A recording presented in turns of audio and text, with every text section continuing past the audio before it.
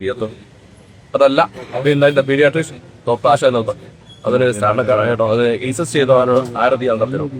ഈ 3 ഡോക്ടേഴ്സിനെയും പ്രതി നിർക്കണം എന്ന് തന്നെയാണ് പറഞ്ഞത്. ബിക്കോസ് അവരുടെ തീരുമാനപ്രകാരമാണ് ഒരു കുട്ടീനെ അനസ്തേഷ്യ ചെയ്യണോ ട്രീറ്റ്മെന്റ് ചെയ്യണോ എന്ന തീരുമാനം വരുന്നത്. അത് നിർബന്ധമായിട്ടും മാനേജ്മെന്റും ഈ 3 ഡോക്ടർമാർക്കും സ്റ്റഡിയെടുക്കുന്ന രീതിയിലുള്ളത് നിസ്സാരമായൊരു മൂണ്ടായിരുന്നു നിസ്സാരം എന്ന് പറഞ്ഞാൽ ഇപ്പൊ പോസ്റ്റ്മോർട്ടം ചെയ്ത അവിടെ ഇപ്പം വരെയാന്ന് പോസ്റ്റ്മോർട്ടം ചെയ്ത് ഡോക്ടർ കൊടുപ്പാണ്.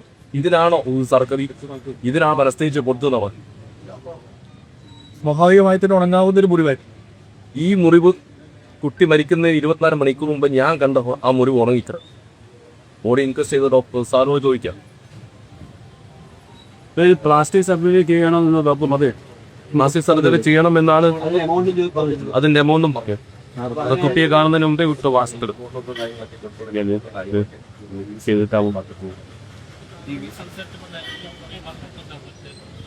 3 ഡോക്ടർമാർ രൂപയും അതൊരു യാതൊരു സമരക്കം മുറിക്കില്ല. മേലെ ആക്കും എന്നുള്ള നടപടികളെ കുറിച്ച് പറയാനവരായില്ല. കാരണം ഇന്ത്യയിലേക്ക് ഒരു അന്വേഷണം നടത്താമായിരുന്നു. KYSP സാറും അതുപോലെ തന്നെയാണ് പറഞ്ഞു.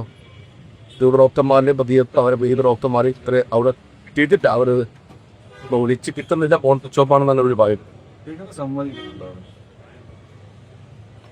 വെണവ് സമ്മതിക്കില്ല വിളിക്കുക. നിങ്ങൾക്കറിയാലോ ഇതേപോലെ നിങ്ങൾക്ക് പറയാം ഇതിനെ 10 പേര് സമ്മതിക്കില്ല.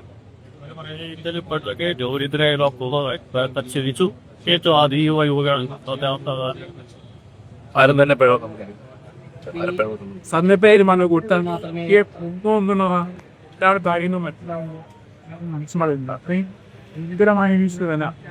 അവസ്ഥ ഉണ്ടായി. പണത്തിന് വേണ്ടി തന്നെയാണ് തരുന്നത്, വേറെ പോലല്ല. പണത്തിന് വേണ്ടി നമ്മളെല്ലാവരും ഉൾപ്പെട്ടെ നമ്മളെല്ലാവരും ഇതിൽ ഒരുപോലെ പാടുള്ള. സാധാരണ ഈ മെഡിക്കൽ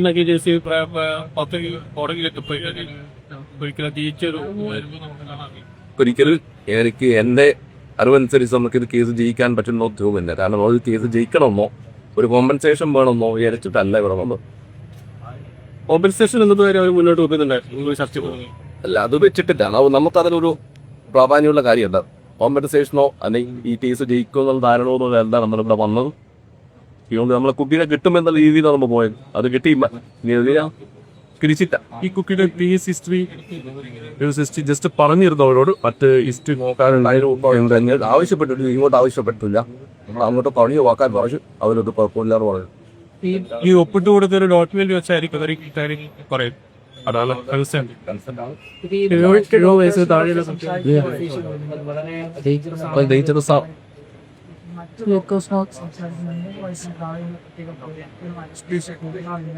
കൊടുക്കാറില്ലെന്നല്ലേ സാർ. അത് വളരെ എമർജൻസി സിറ്റുവേഷനിൽ മാത്രമേ അത് കൊടുക്കേണ്ട ഒരു സാഹചര്യം ഇപ്പോൾ.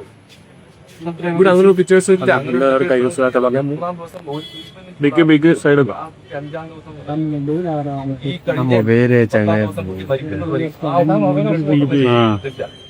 ഒരു ബാൻഡേജ് ബിറ്റ് മാറ്റി ആ പനിയെടുത്ത് മാറ്റിയപ്പോ ആ മുറി ഇതൊരു കല മാത്രമേ. ഒരു പനി വീപ്പായിട്ടൊരു വീട്ടാണെങ്കിലും ഓടി പറ്റില്ല.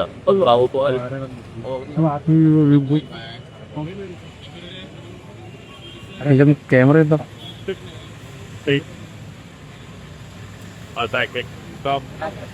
ആരൊക്കെ സംസാരിക്കുന്നത്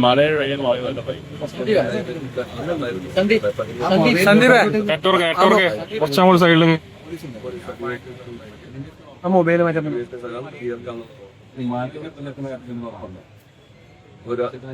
പറഞ്ഞിട്ടുണ്ട് സാർ.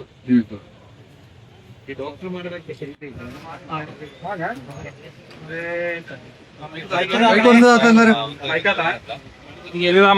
എല്ലാരും മൈക്കാത്ത നമ്മുടെ പൊതുവായ ഒരു ആവേശം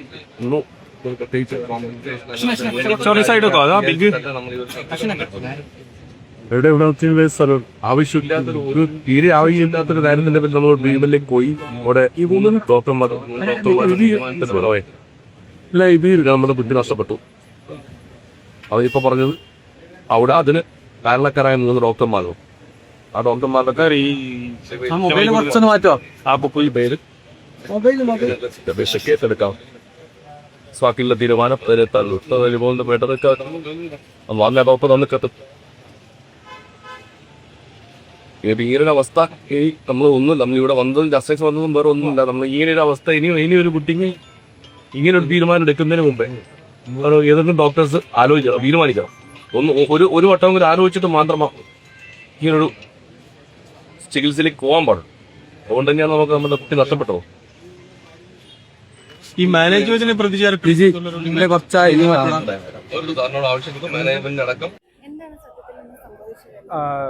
നമ്മൾ കഴിഞ്ഞ ഞായറാഴ്ച ഒരു 11-12 മണിയാകുമ്പോഴാണ് ഇങ്ങോട്ട് വന്നത്. കാരണം ഒരു 11 മണിയാകുമ്പോഴാണ് കുട്ടി വീട്ടിൽ നിന്ന് വീണത്. അങ്ങനെ ഒരു വലിയൊരു വീഴ്ചയൊന്നുമല്ല, സാധാരണ കളിക്കുമ്പോൾ വീണ പോലെയാണ് പറ്റിയത്. അപ്പം താടിക്ക് ചെറിയൊരു മുറിവ്, അത് അത്ര ചോര എന്തായാലും വരുന്നുണ്ട്. ആ ചോര വരുന്നതിൻ്റെ ഒരു ഇതെന്നല്ലാതെ അത്ര വലിയൊരു മുറിവിലേക്ക് അത് പോയിട്ടൊന്നും ഉണ്ടായിരുന്നില്ല. ചെറിയ മുറിവായിരുന്നു കാണാൻ മാത്രം. അപ്പോൾ അവിടുന്ന് അടുത്തുള്ള ഹോസ്പിറ്റലിൽ കൊണ്ടുപോയി. അവിടുന്ന് അവർ ചെറിയൊരു സ്റ്റിച്ച് വേണ്ടി വരും എന്ന് പറഞ്ഞിട്ടാണ് ഇങ്ങോട്ട് വരുന്നത്. കാരണം ഈ അടുത്ത് നമുക്ക് ഇവിടെ മൾട്ടി സ്പെഷ്യാലിറ്റി എന്ന് പോലെ പറയാൻ വേണ്ടി ഉള്ളൊരു ഹോസ്പിറ്റലാണ് ബേബി മെമ്മോറിയൽ എന്നുള്ളൊരു കൊണ്ടാണ് നമ്മൾ ഇങ്ങോട്ട് വന്നേക്കുന്നത്. അപ്പോൾ ഇവിടെ വന്ന ആ സമയത്ത് ഇവർ ചെക്ക് ചെയ്തു. ഇവർ ഫസ്റ്റ് തന്നെ ചെയ്തത് ഇതിൻ്റെ ഫോട്ടോ എടുത്ത് ഈ പ്ലാസ്റ്റിക് സർജറി ചെയ്യുന്ന ആൾക്കാർക്ക് അയച്ചു കൊടുത്തു, ആ ഡോക്ടർക്ക് അയച്ചു കൊടുത്തു. അവരത് കൃത്യമായി നോക്കി അതിനെത്രയാണ് ഇനി ചിലവ് വരുന്നത് എന്നുള്ളത് വിളിച്ച് പറഞ്ഞതിന് ശേഷം മാത്രമാണ് ഈ അനസ്തേഷ്യയുടെ കാര്യങ്ങൾ തീരുമാനമാവുന്നത്. അവർ ഫസ്റ്റ് തന്നെ പറഞ്ഞു ഇത്ര ചിലവാണ് ഇതിന് വരുന്നത്, അപ്പം അത് ഓക്കെ ആണെങ്കിൽ നമ്മൾ ഇതിന് വന്ന് ചെയ്യാം എന്നുള്ള രീതിക്കാണ് അവർ ആദ്യം പറഞ്ഞത്. അപ്പോൾ അത് പറഞ്ഞ് പീഡിയാട്രീഷ്യൻ വന്നു, അനസ്തേഷ്യ ചെയ്യേണ്ട കാര്യങ്ങൾക്കുള്ള അപ്രൂവൽ കൊടുത്തു. അപ്പോൾ ഈ സമയത്ത് ഇവർ ഓൾറെഡി പറഞ്ഞിട്ടുണ്ട്, ഈ 7 മാസത്തിൽ ജനിച്ച കുട്ടിയാണ്. ആ സമയത്ത് കുറച്ച് 10-40 ദിവസം ഞാൻ ഉണ്ടായതാണ് ഹോസ്പിറ്റലിൽ. 10-40 ദിവസത്തിൻ്റെ അടുത്ത്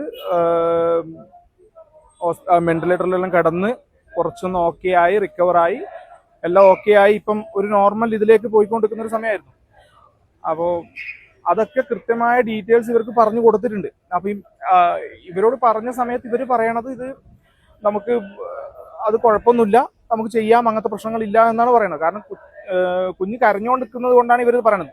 എന്തായാലും വീണ് കഴിഞ്ഞാൽ കൊച്ചു കരയും, കാരണം ആ ഒരു പെയിൻ എന്തായാലും ഉണ്ടാവും. പക്ഷെ ഇവർക്ക് അത് ആ ഒരു സമയത്ത് ഒരു നോർമൽ, അതായത് അനസ്തേഷ്യ ചെയ്യാതെ ഒരു നോർമൽ സ്റ്റിച്ചിങ്ങിലേക്ക് പോയിട്ടുണ്ടെങ്കിൽ ഈ ഒരു സാഹചര്യം ഉണ്ടാവില്ല.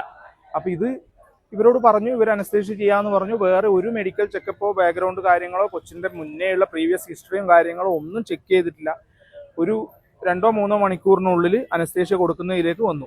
ഫുഡ് കഴിക്കേണ്ട കാര്യങ്ങളെല്ലാം ഒഴിവാക്കി. കാരണം അനസ്തേഷ്യ കൊടുക്കണമെങ്കിൽ വയറ് ക്ലീൻ ആയിരിക്കണം എന്നുള്ളത് കൊണ്ട് ഫുഡൊന്നും കൊടുത്തില്ല. അപ്പോൾ ഒരു 3 മണിക്കൂർ 4 മണിക്കൂർ 3 മണിക്കൂർ മാക്സിമം തോന്നുന്നു. കാരണം ഒരു 3:30 ആകുമ്പോൾ ആ സമയമാകുമ്പോൾ അനസ്തേഷ്യ കൊടുക്കുകയാണ് ചെയ്തത്. അപ്പം അമ്മയുടെ മടിയിൽ തന്നെയാണ് അത് കൊടുത്ത സമയത്ത് തന്നെ കാർഡിയാക് അറസ്റ്റ് വന്നു. അപ്പം തന്നെ ഇവരെടുത്ത് ഉള്ളിലേക്ക് കൊണ്ടുപോയി CPR കൊടുക്കാൻ വേണ്ടി നോക്കി. അതിൽ ഹാർട്ട് ബീറ്റ്സ് കിട്ടി. പക്ഷേ ആ ഒരു ടൈം കൊണ്ട് തന്നെ ബ്രെയിൻ ഡെത്ത് ആയി എന്നുള്ള രീതിക്കാണ് ഇവിടെ തന്നെ ആൾക്കാർ പറഞ്ഞത്, ഇവിടെ ഹോസ്പിറ്റലിലുള്ള ആൾക്കാർ തന്നെ. അപ്പോൾ ആ സമയത്ത് ഇവർ സ്പോട്ടിൽ അപ്പം തന്നെ പിന്നെ കണ്ണൂരേക്ക് കൊണ്ടുപോയി. പക്ഷെ അതിനുശേഷം അന്ന് രാത്രി ഇവിടെ ചർച്ച ചെയ്തപ്പോൾ ഇവർ പറഞ്ഞേക്കണത് എന്താ, കുട്ടി ഇവിടുന്ന് പോകുമ്പോൾ കൈ അനക്കി, അങ്ങനെയാണ് കണ്ണ് തുറന്നിട്ടുണ്ടായത്, അങ്ങനത്തെ പ്രശ്നങ്ങളൊന്നും ഉണ്ടായിട്ടാണെന്നാണ് പറയണത്.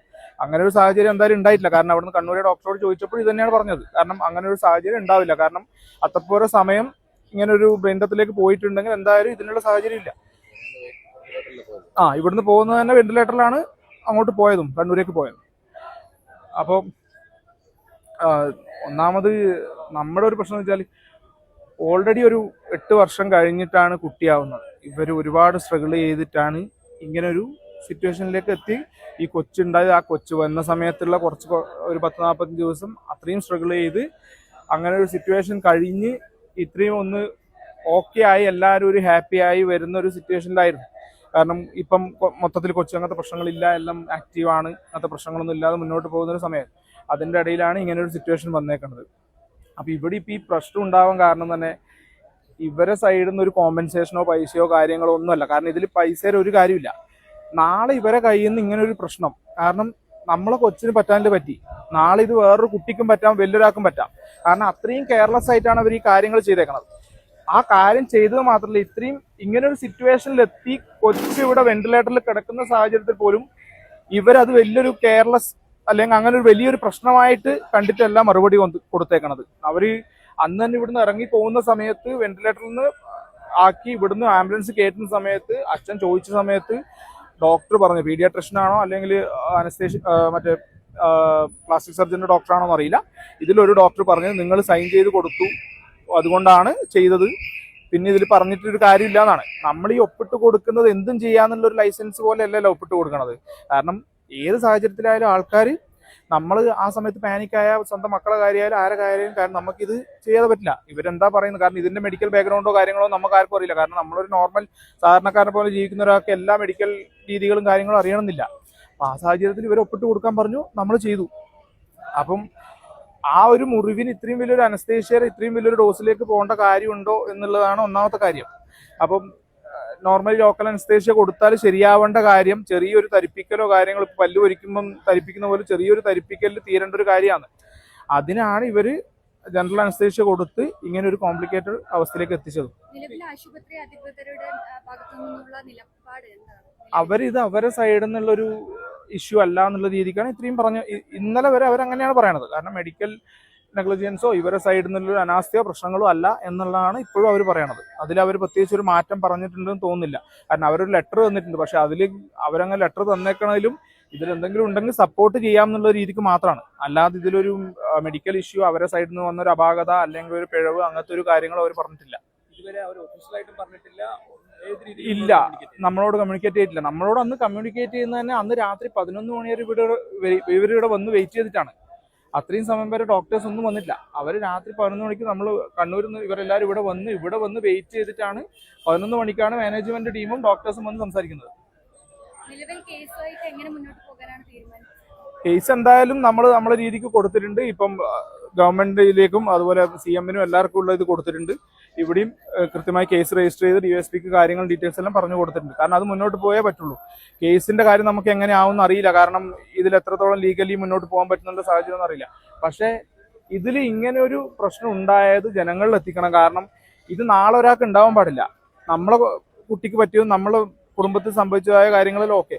പക്ഷെ നാളെ ഇതൊരാൾക്ക് ഉണ്ടാകുന്ന ഒരു സാഹചര്യം വന്നു കഴിഞ്ഞാൽ നമ്മൾ ജനങ്ങൾ വെറുതെ മണ്ടന്മാരെ പോലെ ജീവിക്കുന്ന ഒരു സാഹചര്യമായി പോകും. കാരണം എന്തും ആർക്കും എന്തും ചെയ്യാന്നുള്ള ഒരു സാഹചര്യത്തിലേക്ക് പോയി കഴിഞ്ഞാൽ ആ ഒറ്റ ഇല്ല, അതിന്റെ ഡീറ്റെയിൽസ് എനിക്ക് അത്ര കൃത്യമായിട്ട് അറിയില്ല. അപ്പം അതുകൊണ്ട് കേസിന്റെ കാര്യങ്ങൾ സംസാരിച്ചെല്ലാം കൃത്യമായി എഴുതി കൊടുത്തിട്ടുണ്ട്. എല്ലാ ഡീറ്റെയിൽസും കൊടുത്തിട്ടുണ്ട്. എല്ലാം പറഞ്ഞ് ചെയ്തിട്ടുണ്ട്.